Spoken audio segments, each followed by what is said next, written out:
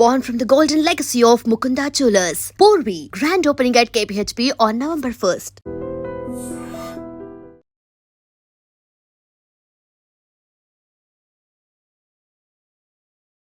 నమస్తే, welcome to I dream talking point with కవిత.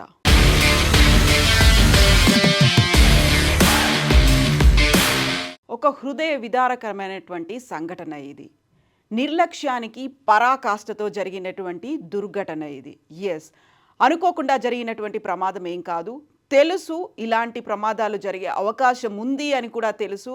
అందులోనూ వరుసగా వయలేషన్లు, చలాన్లు, దాదాపుగా 25,000 రూపాయల వయలేషన్ ఫైన్స్ ఉన్నప్పటికీ కూడా ఆ బస్ తిరగడానికి కారకులు ఎవరు? అటు ట్రావెల్స్ యాజమాన్యమా, లేకుంటే ఓవరాల్గా నిఘా అనేది లేదా? అక్కడ ఉన్నటువంటి సేఫ్టీ సెక్యూరిటీ మెజర్స్ని మానిటర్ చేసే వాళ్ళు ఎవరు? బోల్డ్ అన్ని క్వశ్చన్స్ ఈ బస్ ప్రమాదానికి సంబంధించి వినిపిస్తున్నాయి.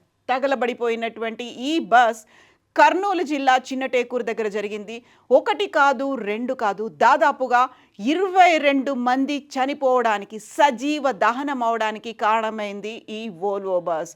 హైదరాబాద్కు చెందినటువంటి కావేరీ ట్రావెల్స్కు చెందినటువంటి బస్ హైదరాబాద్ నుంచి బెంగళూరుకు వెళ్తుండగా తెల్లవారుజామున 3:30 గంటలకు జరిగినటువంటి అగ్ని ప్రమాదంలో సజీవ దహనం అయ్యారు 22 మంది. 11 మంది క్షతగాత్రులుగా వివిధ హాస్పిటల్స్లో జాయిన్ అయ్యారు. మిగతా 9 మంది ఆచూకీ ఇప్పటికీ తెలియట్లేదు. ప్రమాద తీవ్రత ఎంతగా ఉందో అర్థం చేసుకోవచ్చు. ఇప్పుడు ప్రస్తుతానికి ఒక శిథిలంగా మిగిలిపోయినటువంటి బస్ని చూస్తే అర్థమవుతుంది. కంప్లీట్గా బస్ బాడీ అంతా తగలపడిపోయింది. ఈ తీవ్రతను చూస్తేనే అర్థమవుతోంది ఎంత తీవ్ర స్థాయిలో అగ్ని ప్రమాదం జరిగింది అనేది. దీనికి సంబంధించినటువంటి వివరాలను అయితే అక్కడ ఉన్నటువంటి పోలీసు వెల్లడించారు. హైదరాబాద్ నుంచి బెంగళూరుకి బయలుదేరినటువంటి ఈ కావేరీ ట్రావెల్స్కి చెందినటువంటి వోల్వో బస్ 3:30 గంటలకి కర్నూలు జిల్లా చిన్నటేకూరు దగ్గరికి చేరుకుంది. నేషనల్ హైవే నెంబర్ 44 దగ్గర ఈ ప్రమాదం జరిగింది. ఈ ప్రమాదానికి కారణాన్ని అంచనా వేస్తున్నటువంటి పోలీసులు చెప్తున్న దాన్ని బట్టి అయితే ఈ బస్ వెళ్తున్న క్రమంలో ఒక 2 వీలర్ని ఢీ కొట్టింది. 2 వీలర్ని ఢీ కొట్టిన సమయంలో ఆ 2 వీలర్ కాస్త బస్ బాడీ కిందికి చేరుకుంది. బస్ బాడీ కింద అక్కడ ఉన్నటువంటి ట్యాంకర్తో జరిగినటువంటి రాపిడి వల్ల అప్పటికి కూడా డ్రైవర్ ఆపకుండా దాన్ని తీసుకెళ్లారు.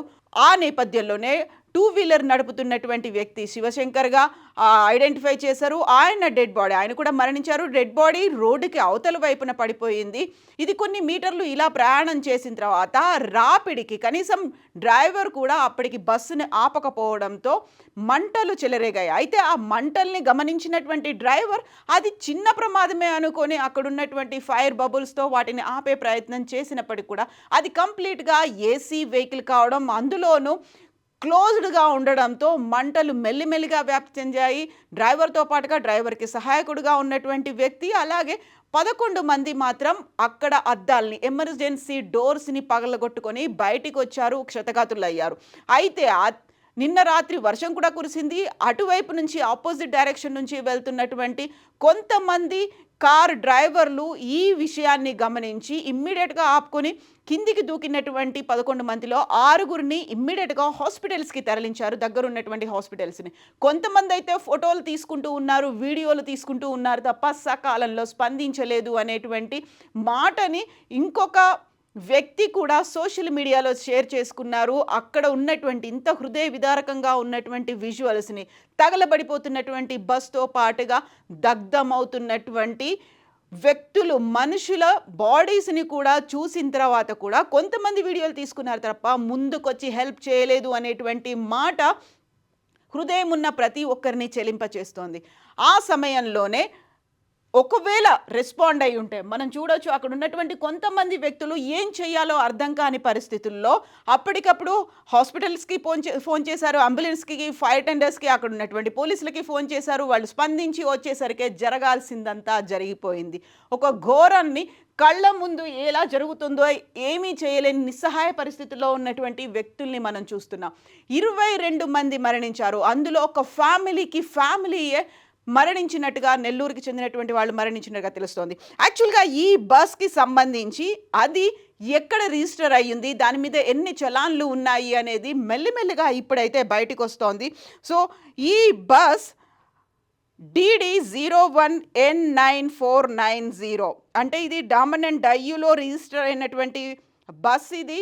ఆ తర్వాత దీనికి సంబంధించి 2024 జనవరి 27 నుంచి 2025 అక్టోబర్ 9 వరకు ఈ బస్ 16 సార్లు ట్రాఫిక్ నిబంధనలని ఉల్లంఘించినట్లుగా చలాన్లు అయితే ఉన్నాయి. 9 సార్లు నో ఎంట్రీ జోన్లోకి ప్రవేశించింది. హై స్పీడ్, డేంజరస్ డ్రైవింగ్ ఉల్లంఘనలపైన కూడా వీటికి చలాన్లు అనేవి ఉన్నాయి. మొత్తంగా 16 చలాన్లు, 23,120 రూపాయల ఫైన్లు ఈ బస్ మీద పెండింగ్లో ఉన్నాయి. సో కావేరీ ట్రావెల్స్కి చెందినటువంటి ఈ బస్ డీడీ అంటే డామన్ అండ్ డయ్యూకి చెందినటువంటి కేంద్రపాలిత ప్రాంతం నుంచి రిజిస్టర్ అయింది, ఇల్లీగల్గా నడుస్తోంది అనేటువంటి సమాచారం అయితే ఉంది. DD01N9490తో నెంబర్తో రిజిస్టర్ అయింది. బస్ ఫిట్గానే ఉంది. అయితే బైక్ని బలంగా ఢీకొట్టడం వల్లే బస్సులో మంటలు వచ్చాయి అనేటువంటి మాట. 2018 మే 2న బస్సును డామన్ అండ్ డయ్యూలో రిజిస్టర్ చేశారు. బస్సుకు 2030 ఏప్రిల్ 30 వరకు టూరిస్ట్ పర్మిట్ అయితే జారీ అయ్యి ఉంది. ప్రమాదానికి గురైన బస్ ఫిట్గా ఉంది. 2027 మార్చ్ 31 వరకు ఫిట్నెస్ సర్టిఫికెట్ అనేది కూడా ఉంది. 2026 ఏప్రిల్ 20 వరకు బస్సుకు ఇన్సూరెన్స్ కూడా ఉంది. బైక్ని బలంగా ఢీకొట్టడం వల్లే బస్సులో మంటలు వచ్చాయి. అన్ని కోణాల్లోనూ దీన్ని దర్యాప్తు చేస్తున్నామని చెప్పినప్పటికీ బస్కి ఫిట్గా ఉంది, బస్కి లైసెన్సులు కూడా ఉన్నాయి, బస్కి ఇన్సూరెన్స్ కూడా ఉంది. బట్ ప్రాణాలు మాత్రం పోయాయి. ఈ ప్రాణాలకి బాధ్యులు ఎవరు? మేము ఆ విజువల్స్ని మీకు చూపించదలుచుకోలేదు. చాలా హృదయ విదారకంగా ఉన్నటువంటి విజువల్స్, ఒక్కసారిగా చెలరేగినటువంటి మంటలు, అందులోనూ 3:30 కావడంతో అందరూ నిద్రలో ఉన్నారు. సడన్గా బస్ ఆగింది. ఒక రకమైనటువంటి ఆందోళన, అరుపులు, కేకలు, బస్సు దిగి పారిపోతున్న వాళ్ళు. అయితే అద్దాలు పగలగొట్టుకోలేక, బయటికి రాలేక అక్కడ హాహాకారాలు చేస్తూ మరణించి సజీవ దహనమైనటువంటి వాళ్ళని గుర్తు చేసుకుంటే ఏ ఒక్కరికి నిద్ర పట్టని పరిస్థితి. ఆ పరిస్థితికి, అలాంటి దుస్థితికి కారణమైనటువంటి వ్యక్తులు ఎవరు? ఎవరి దగ్గర ఈ నిర్లక్ష్యం కనిపిస్తోంది? ఒకసారి మనం ఈ ఫ్యామిలీకి సంబంధించి నెల్లూరుకి చెందినటువంటి ఒక ఫ్యామిలీయే చనిపోయినటువంటి పరిస్థితి అయితే కనిపిస్తోంది. ఇక్కడ నెల్లూరు జిల్లాకి చెందినటువంటి కపుల్ ఉన్నారు. వాళ్ళిద్దరు పిల్లలు కూడా గొల్లవారిపల్లికి చెందినటువంటి గొల్ల రమేష్ 35 సంవత్సరాలు, అనూషకి 30 ఏళ్ళు. ఆ తర్వాత ఇద్దరు పిల్లలు మన్విత అండ్ మనీష్. ఈ నలుగురు మరణించారు. యాక్చువల్గా వాళ్ళు బెంగళూరులో సెటిల్ అయ్యారు. హైదరాబాద్లో ఒక శుభకార్యానికి హాజరయ్యి వెళ్తున్నారు. మళ్ళీ తిరిగి బెంగళూరుకి వెళ్తున్నటువంటి క్రమంలోనే వారు మరణించినటువంటి సంఘటన ఇది. ఒక ఫ్యామిలీ అయిపోయింది. ఎంతోమంది తమ అయిన వారిని, తమ కుటుంబ సభ్యుల్ని, తమ బంధుమిత్రుల్ని కోల్పోయినటువంటి సంఘటన ఇది. ప్రేక్షకులకి గుర్తుండే ఉంటుంది, 2013 అక్టోబర్ 30న ఇదే వాల్వో బస్, అందులో ప్రయాణిస్తున్నటువంటి 45 మంది మరణానికి, సజీవ దహనానికి కారణమైంది. ఆ బస్ కూడా అక్టోబర్లోని తగలబడింది. ఆ బస్ కూడా ఇదే రూట్లో ప్రయాణించింది. అప్పుడు అది బెంగళూరు నుంచి హైదరాబాద్కు వస్తోంది. ఈ తెల్లవారుజామున జరిగినటువంటి ఈ బస్ ప్రమాదంలో హైదరాబాద్ నుంచి బెంగళూరుకి వెళ్తోంది. అక్టోబర్లోనే ఈ ఇన్సిడెంట్ జరిగింది. దీని వెనకాల ఉంది కూడా వోల్వో బస్. పాలెంలో బస్ దుర్ఘటన జరిగినప్పుడు కూడా వోల్వో బస్సే దగ్ధమైపోయింది.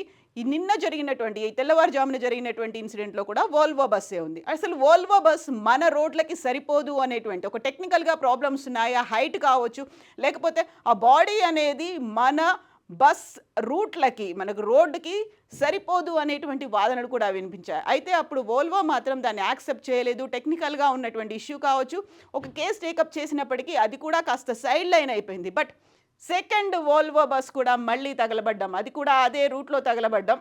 ఎట్ ద సేమ్ టైం నిర్లక్ష్యం అనేది, ప్రైవేట్ ట్రావెల్స్కి చెందినటువంటి బస్సుల నిర్లక్ష్యం అనేది కూడా మళ్ళీ కనిపిస్తోంది. సో ప్రధానమంత్రితో పాటుగా రాష్ట్రపతి అయితే దిగ్భ్రాంతి వ్యక్తం చేశారు. మరణించిన కుటుంబాలకి ఒక్కొక్కరికి, మరణించిన వారికి 2 లక్షల చొప్పున ఎక్స్గ్రేషియా, గాయపడిన వారికి 50,000 చొప్పున నష్టపరిహారాన్ని అనౌన్స్ చేశారు. మెరుగైన వైద్య చికిత్సలు అందించాలని అంతా ప్రభుత్వమే భరిస్తుంది అన్నట్టుగా ప్రధానమంత్రి, రాష్ట్రపతి, ముఖ్యమంత్రుల దగ్గర నుంచి వస్తున్నటువంటి సందేశాలు అయితే కనిపిస్తున్నాయి. బట్ జరగాల్సింది ఎక్కడుంది? లోపం ఎక్కడ జరుగుతోంది? రవాణా శాఖ నిర్లక్ష్యం ఉందా, లేకపోతే ఇలాంటి ఇల్లీగల్గా ఒక దందా నిర్వహిస్తున్నటువంటి ట్రావెల్స్కి సంబంధించి జరగాల్సినటువంటి మార్పు ఎప్పుడు జరుగుతోంది? వరుస ప్రమాదాలు అయితే జరుగుతున్నాయి, ప్రాణాలు కోల్పోతున్నారు, సజీవ దహనమవుతున్నటువంటి సంఘటనలు, కుటుంబాలే మాయమైపోతున్నప్పుడు ఎవరు జాగ్రత్తలు తీసుకోవాల్సినటువంటి అవసరం ఉంది. మానిటరింగ్ ఎక్కడ జరుగుతోంది, అసలు వోల్వో బస్ దీనికి సంబంధించి ఇంకా ఇప్పటిదాకా ఎందుకని రెస్పాండ్ అవ్వలేదు?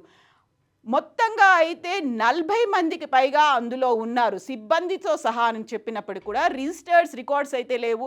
సో ఈరోజు ఈ సంఘటన జరిగిన తర్వాత కూకట్పల్లిలో ఉన్నటువంటి కావేరీ ట్రావెల్స్ అయితే అక్కడ తమ ఆఫీసును మూసేసింది. బంధుమిత్రుల్లో ఆందోళనలు ఉన్నాయి. దాంతోపాటుగా అక్కడ ఎమర్జెన్సీ కాంటాక్ట్ నెంబర్స్ను కూడా పెట్టారు. బంధుమిత్రులు ఆ తర్వాత అక్కడ ఉన్నటువంటి ఫ్యామిలీ మెంబర్స్ సమాచారాన్ని తీసుకోవడానికి. బట్ ఇప్పటికైతే ఒక విజిలెన్స్ అనేది అయితే అక్కడ టీం చేరుకుంది, ఫోరెన్సిక్ టీం అయితే చేరుకుంది. యాక్చువల్గా ప్రమాదం జరగడానికి ఏది కారణమై ఉంటుంది, ఎందువల్ల ఇంత పెద్ద ఎత్తున మంటలు చెలరేగాయి అనే దాని గురించి అయితే చర్యలు తీసుకోవాల్సినటువంటి అవసరం ఉంది. సో చూస్తుంటేనే అర్థమైపోతుంది ఈ ప్రమాదం అంతా 2-3 నిమిషాల్లోనే జరిగిపోయిందని. ఒకేసారి చెలరేగినటువంటి మంటలు బస్ అంతా వ్యాప్తి చెందాయి.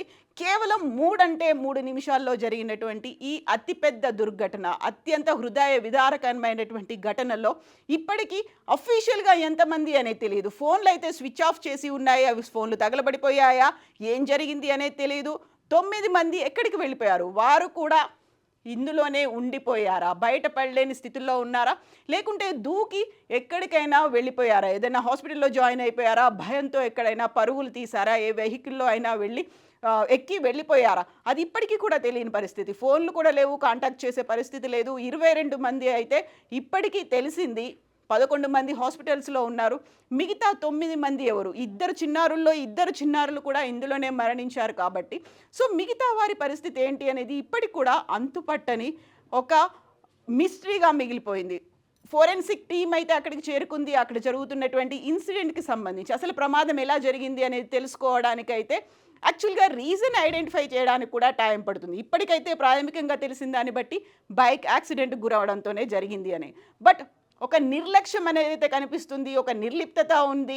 సో వాళ్ళకి కావాల్సినటువంటి ముడుపులు అందితే చాలు, రవాణా శాఖ కావచ్చు, అక్కడ ఉన్నటువంటి బోర్డర్ పర్సన్స్ కావచ్చు, వదిలేస్తున్నారు అనేది. ఇల్లీగల్గా తిరుగుతున్నటువంటి వెహికల్స్తో ప్రమాదాలు జరుగుతున్నాయి, ప్రాణాలు పోతున్నాయి అనుకున్నప్పటికీ ఇప్పటికీ ఎందుకు కళ్ళు తెరవలేదు అనేదే బిగ్గెస్ట్ క్వశ్చన్ మార్క్గా ఉంది. సో పాలెం దుర్ఘటనలో జరిగినటువంటి వోల్వో బస్, ఇక్కడ కూడా వోల్వో బస్ ఏమై ఉంటుందని మీరు అనుకుంటున్నారు? ప్రమాదానికి కారణాలు ఏంటి, ఎవరి నిర్లక్ష్యం కనిపిస్తోంది అనేది కామెంట్స్ రూపంలో తెలియజేయండి. And for more videos, please subscribe to iDream. Please subscribe to iDream. Please subscribe iDream. And please subscribe to iDream. For more videos, subscribe to iDream. please like, share and subscribe to the channel. Congratulations, iDream. Subscribe to iDream. Subscribe to iDream. So subscribe to iDream Media.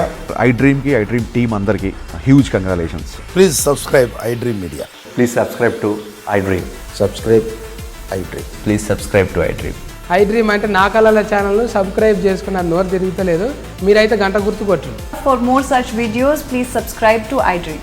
Subscribe to iDream. Please subscribe to iDream. Please subscribe iDream Media. Please do subscribe to iDream. Please subscribe to iDream Media. For best entertainment and information, please subscribe iDream. And don't forget to subscribe to iDream.